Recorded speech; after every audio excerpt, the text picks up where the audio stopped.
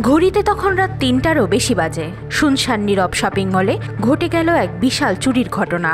বোরকা পরে মুখ বেঁধে এসে তারা কেটেছে গ্রিল, এরপর ভেঙেছে শাটারও, পালিয়েছে ওই জুয়েলারি শপে থাকা সব স্বর্ণ নিয়ে। বুধবার রাতের শেষ প্রহরে অভিনব এই চুরির ঘটনা ঘটেছে রাজধানীর ফরচুন শপিং মলের ২য় তলার শম্পা জুয়েলারিতে। মালিকের দাবি ৫০০ ভরির মতো স্বর্ণ চুরি হয়েছে তার এই জুয়েলারি দোকান থেকে। এদিকে চুরির এই দৃশ্য ধরা পড়েছে সিসিটিভিতেও। ছড়িয়ে পড়া এই ফুটেজে দেখা যাচ্ছে চোর চক্রের ২জন সদস্য বোরখা পরে এসে জুয়েলারি দোকানটির শাটারের তালা কাটছে। এ সময় তারা সিসিটিভিও নষ্ট করার চেষ্টা চালায়।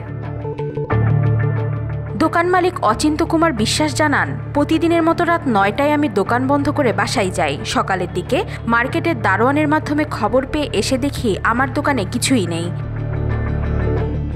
রমনা থানার ভারপ্রাপ্ত কর্মকর্তা গোলাম ফারুক জানান, শপিং মলের সবগুলো সিসি ক্যামেরা দেখে চোর শনাক্তের চেষ্টা চলছে।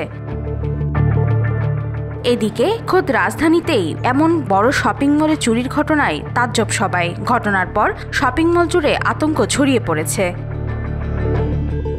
ওয়াহিদা পারভিন, আজকাল।